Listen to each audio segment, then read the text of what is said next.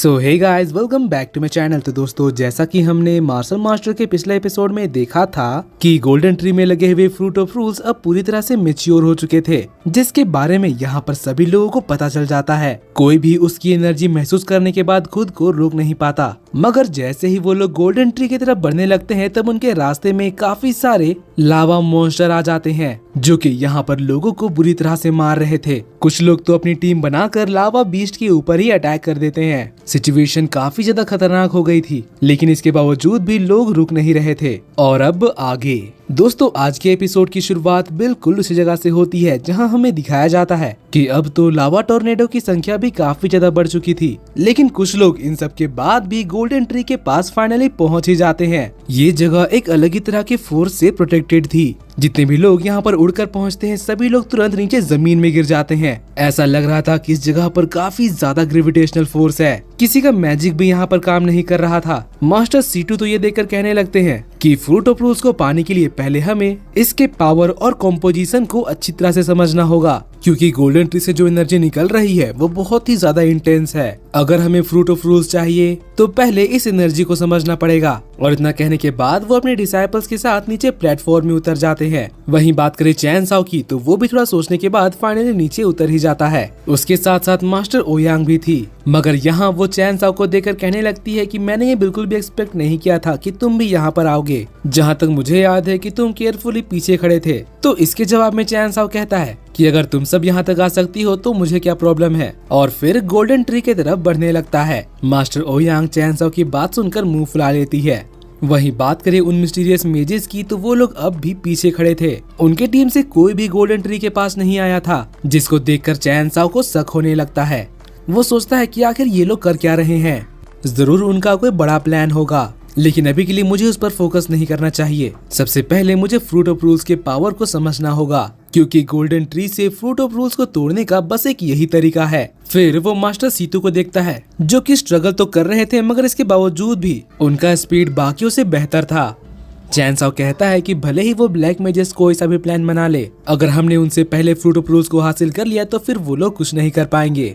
जिसके बाद चैन साओ यहाँ के ऑरा को एब्जॉर्ब करने लगता है, ताकि वो इसके कॉम्पोजिशन को समझ सके। यहाँ की ऑरा बहुत ही ज्यादा खतरनाक थी, तो चैन साओ उनको कंप्रेस करके एलिमेंट्स में बदल देता है, जिससे उसको पता चलता है कि यहाँ की ऑरा भले ही इतनी ज्यादा इंटेंस है, मगर इसको कंडेंस करने पर ये एलिमेंट में बदल जाता है। जिसका मतलब कि चैन साओ को गोल्डन ट्री और फ्रूट ऑफ रूल्स की एनर्जी के बारे में अब सब कुछ पता चल चुका था, इसलिए अब उसको यहाँ के ऑरा का प्रेशर भी कम फील होने लगता है। उसके आगे बढ़ने की स्पीड पहले से अब बहुत ही ज्यादा तेज हो चुकी थी। चैन साओ लगातार यहाँ की एनर्जी को कंडेंस करते हुए जा रहा था, जिसको देखकर यहाँ पर सभी लोग हैरान हो गए थे। चैन साओ के कदम रुक ही नहीं रहे थे, मगर जितना वो आगे बढ़ता जा रहा था, गोल्डन ट्री की एनर्जी उतनी ही ज्यादा इंटेंस होते जा रही थी। वो मन ही मन कहता है कि आखिर अब इसमें और कितना समय लगेगा। तभी हमें दिखाया जाता है कि काफी सारे लावा बीस्ट अब गोल्डन ट्री वाले प्लेटफॉर्म की तरफ बढ़ रहे थे, और तुरंत पीछे से एक डिसाइपल के ऊपर अटैक करके उसे जान से मार देता है। मास्टर सीटू ये देखकर परेशान हो जाते हैं। वो कहते हैं कि लावा मॉन्स्टर्स के ऊपर तो गोल्डन ट्री का प्रेशर काम ही नहीं कर रहा है। वो लोग इस इंटेंस एनर्जी फील्ड में भी आसानी से मूव कर पा रहे हैं, और फिर सभी को केयरफुल होने के लिए कहते हैं। तभी एक डिसाइपल खुद को बचाने के लिए लावा मॉन्स्टर के ऊपर एनर्जी बीम से अटैक कर देता है, और उसके देखा देखी अब यहाँ पर सभी लोग उस मॉन्स्टर के ऊपर अटैक करना शुरू कर देते हैं। मगर लावा मॉन्स्टर को तो इससे फर्क ही नहीं पड़ता। वो आसानी से उन सभी के अटैक को डॉज करते हुए एक एक करके सभी डिसाइपल्स को मारता जा रहा था। फिर उसकी नजर चैन साओ पर पड़ती है, मगर चैन साओ तो उसको एक जोरदार पंच मार कर दूर गिरा देता है। ओयांग जी देखकर हैरान रह गई थी। वो कहने लगती है किसने तो एक ही पंच से इसको ढेर कर दिया। मगर तभी एक दूसरा लावा मॉन्स्टर ओयांग के ऊपर ही अटैक करने बढ़ता है, तो उससे बचने के लिए मास्टर ओयांग अपने लेजेंडरी फिनिक्स को समन करती है, मगर उसके फिनिक्स को तो लावा मॉन्स्टर अपने दांतों के बीच दबाकर ही मार देता है, जिससे एक बहुत बड़ा एनर्जी का ब्लास्ट होता है। मास्टर ओयांग इसके इम्पैक्ट से टकराकर पीछे गिरने लगती है। तभी लावा मॉन्स्टर उसके ऊपर दोबारा हमला करने बढ़ता है, और इससे घबराकर ओयांग का पैर फिसल जाता है, और वो नीचे खाई में गिरने ही वाली थी कि तभी चैन साओ वहाँ आकर उसे बचा लेता है, और साथ ही अपने एक ही पंच से उस मॉन्स्टर को खत्म कर देता है। मास्टर ओयांग को तो ये देखकर समझ ही नहीं आ रहा था कि आखिर ये हुआ क्या।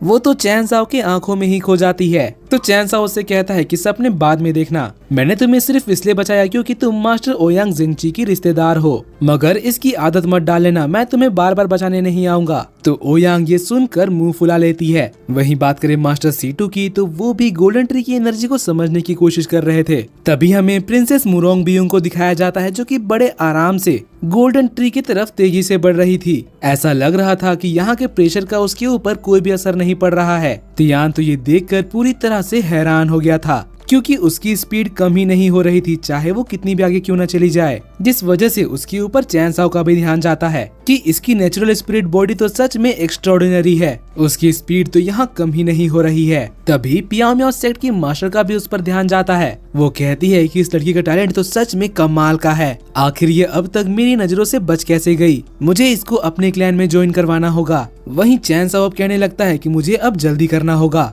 और फिर यहाँ की एनर्जी को कंडेंस करने के लिए अपना पैरासिटिक सीड बाहर निकाल लेता है, जिसकी वजह से यहाँ पर एक बहुत बड़ा एनर्जी का ब्लास्ट होता है, जिस वजह से चैन साओ के अंदर अब यहाँ की एनर्जी तेजी से अब्सॉर्ब होने लगती है, और इससे चैन साओ का स्पीड भी बढ़ जाता है। मगर चैन साओ अब भी काम में लगा हुआ था, जितनी भी एनर्जी वो एब्सॉर्ब कर रहा था उसको वो तेजी से कंडेंस करके एलिमेंट्स में बदल दे रहा था, जिससे अब उसको आगे बढ़ने में कोई परेशानी नहीं हो रही थी। मगर अब उसको यहाँ पर सभी लोग नोटिस करने लगते हैं और कहने लगते हैं कि आखिर ये बंदा आया कहाँ से है और इतनी तेजी से कैसे बढ़ रहा है। तभी एक बंदा तो कहने लगता है कि कहीं ये पर्सन यहाँ पर आने से पहले ही फ्रूट ऑफ रूल्स तो नहीं खा लिया है। तो दूसरा बंदा कहने लगता है कि आखिर इस जैसे लोअर रीजन के पर्सन को फ्रूट ऑफ रूल्स जैसा ट्रेजर कैसे मिल सकता है। तभी मुरोंग बियुंग का भी ध्यान चैन साओ की तरफ जाता है, वो भी सोचने लगती है कि आखिर ये है कौन। तभी लिन फैमिली का मास्टर कहने लगता है कि आखिर ये बेवकूफ ऐसा कर कैसे पा रहा है, ये तो इम्पॉसिबल है। मगर मास्टर सीतू तो चैन साओ को आगे बढ़ता हुआ देखकर खुश हो रहे थे कि तभी